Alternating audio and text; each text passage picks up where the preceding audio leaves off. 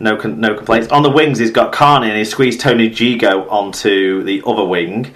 No complaints? No, what's what? No, they all have It's behaved got Zach Hardaker in one centre, and in the other centre it's Heidi Wajcik. Is that how you pronounce it? I think so, but I don't know what he's done. Is the bloke who knocked out Casty's brother, the referee. Of course. Yeah. Really. In standoff, Rangy Chase, scrum half, Todd Carney, no explanation. Although, to be fair, Todd Carney has behaved pretty well. He's naughty. He's been a naughty boy in the past, but, you know... How long are we going to hold pissing in your own mouth against the man? Well, yeah, but he had a string of things up to that point. He did. But it's been look, in the words of Stained, it's been a while. Yeah. Jamie Acton at prop, along with Adam Walker, who is a little bit unlucky, though he was.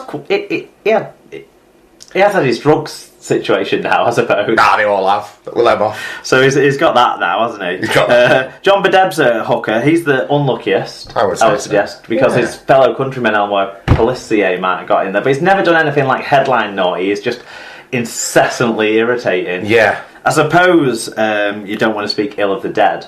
So Terry Newton's drug ban could have seen him fit in with what some of the other ones were, but best to leave him out, I agree.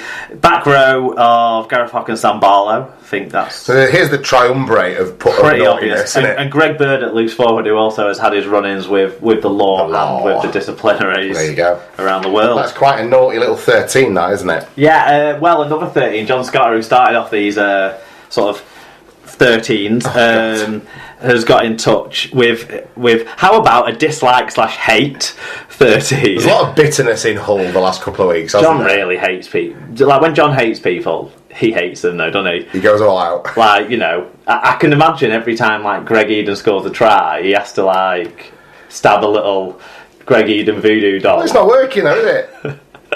Anyway, he's gone with Sam Tompkins at fullback, then Matty Russell, Hardaker, Ryan Atkins and Eden as the three-quarter line. I'm not sure what his issue with Matty Russell is necessarily. I just don't like his face. In the halves, he's gone Maguire and Brough. I can see where he's coming from. Yeah. I can certainly see where he's coming from. Yeah. In the front row, he's gone Hubie, McAlorum and Westwood. Why don't you like Hubie? I don't know, because I feel a bit harsh there. Because it's, you know... Hubie's alright. Yeah. What's he ever done wrong? I can't think of anything, but you can't put people like Watson people in because you can't hate them because they play for Hull. Yeah, true. Jake Connor in this 13? No. No? Oh. Maybe he would have been. It might be in yours. Get him on wing instead of Matty Russell. Ablett, definitely inclusion. Yeah. Wilkin, yep. And then he's gone Sean O'Loughlin at loose forward. He said the ones unlucky to miss out were Pelissier, Sims and Ben Cockayne. Ben Cockayne, there you go. Which isn't a surprise, really, Ben Cockayne being a Hull KR stalwart. Good stuff, yeah. There you go, fantastic. Entertaining. Thank you for getting in touch then, guys. That's the feedback and shout-outs taken care of. Let's take a look back now at news from around the world of rugby league.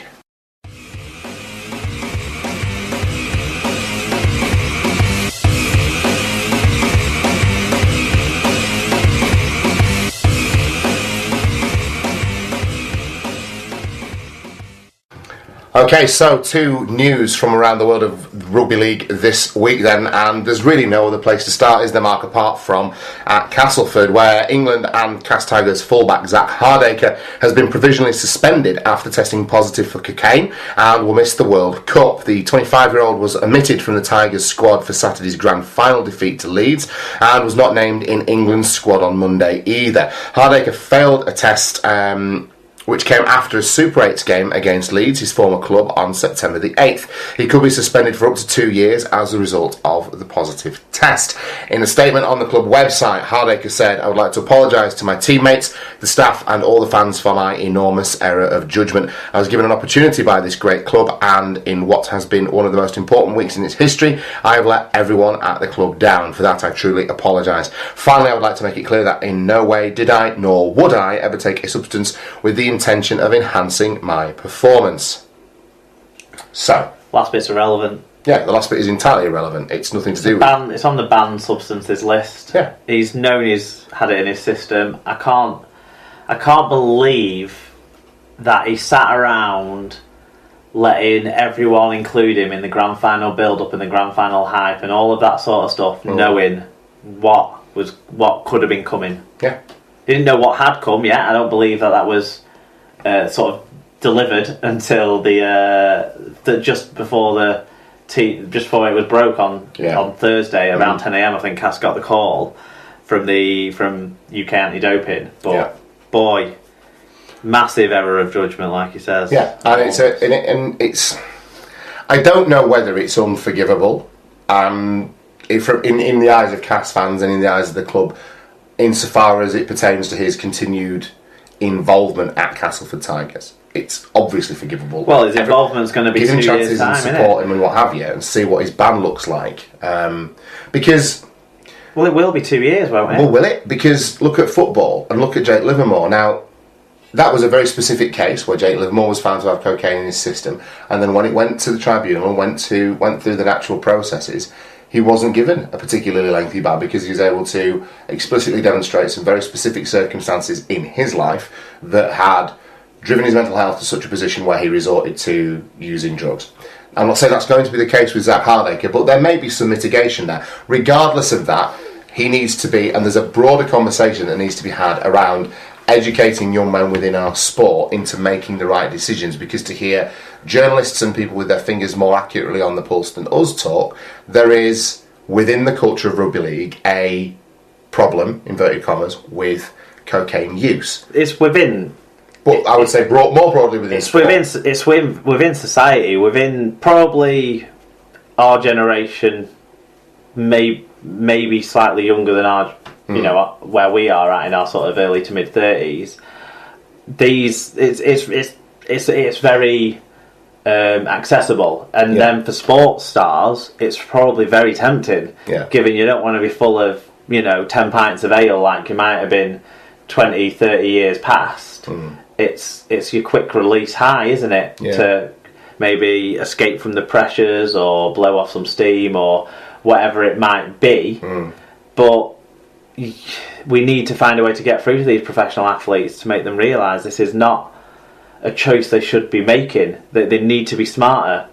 If Zach Hardaker got tested in the winter when he wasn't playing, so not after a game, cocaine wouldn't be one of the things that is included in the testing. Really? As far as I'm aware. Oh, I see. So it's only after games, so it doesn't even have to go his whole career without having a sniff. He just needs to leave it to Christmas time. Do you know what I mean?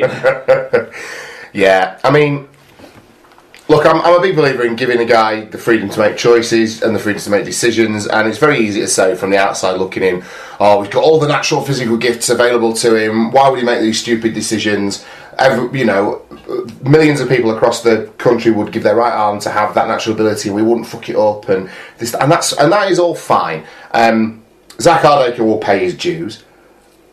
More importantly, we need to make sure that we support people with these issues. Now, alongside the punitive side of things. Do we know that he has issues, as in... Well, he's making poor decisions, Mark, and that's enough of an issue as far as I'm concerned. Yeah, but there's a point where that responsibility, in my opinion, would stop. Now a responsibility kicks in because of how huge an impact what he's done is going to have on him, his career, the pressure he'll feel because of when it came about.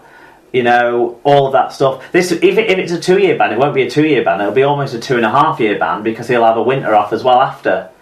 So it's not, it's not like it. Normally, when we see these, they happen mid-season. They're backdated 2 months to when the thing first happened, when we actually find out about them. Yeah. This has got its backdated a month, but it's going to be September in 2 years' time. There's so much time he's got to sit and stew on this. So I do hope he gets a support network around him and helps him in that regard. Yeah. But we can't. I can't let him off for the getting to this point. Look, he's had so many chances. Yeah. I mean, he blew his chance to be in a World Cup squad 4 years ago because he couldn't be disciplined and couldn't behave himself. And 4 years further on, has he progressed? Has he grown up? Has he matured? Well, all evidence would say no, wouldn't it? No, it's disappointing. It's really That's the thing I feel more than anything else. I do hope that people support him through the disappointment, but it's incredibly disappointing, and I'm not sure I could forgive him if I was a Castleford Tigers fan. If I was Cass Tigers, he'd be going.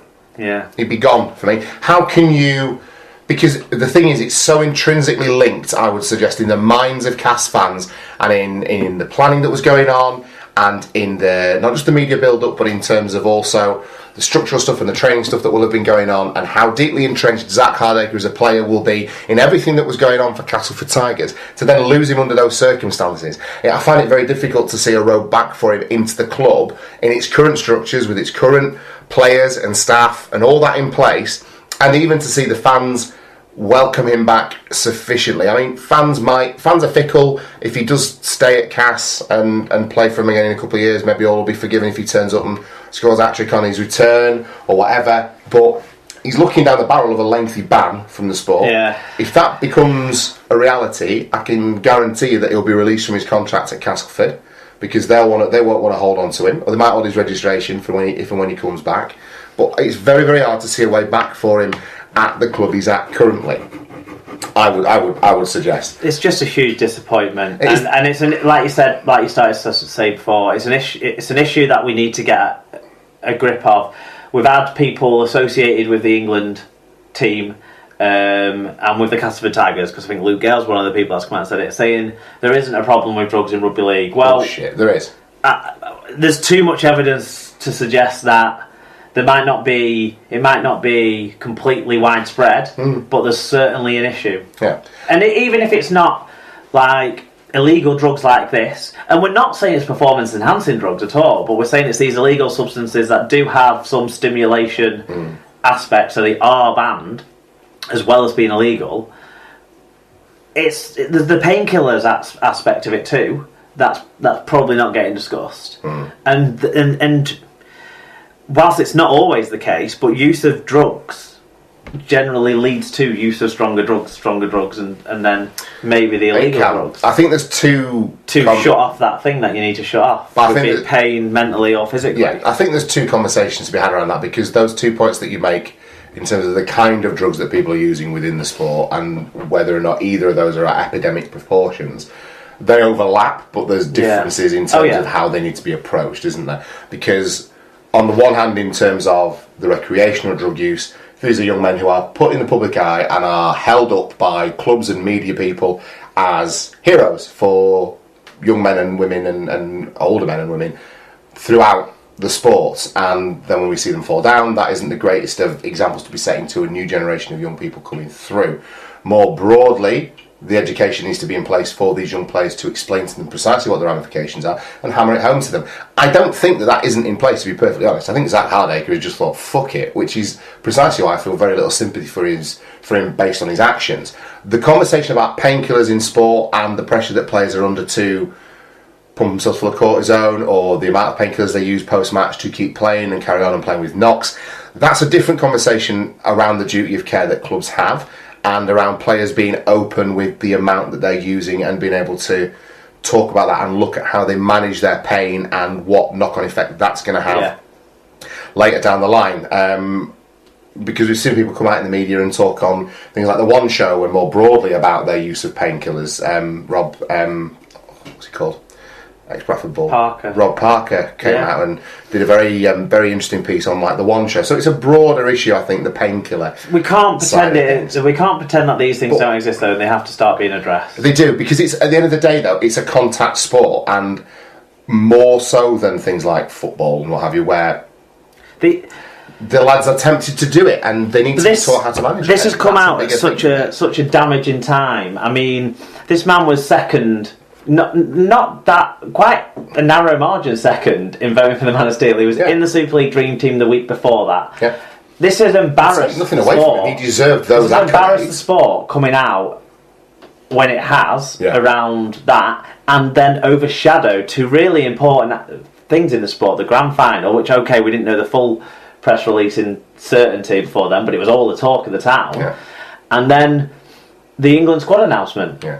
For the World Cup. Now, we should be looking forward to the World Cup. The World Cup shouldn't be talking about...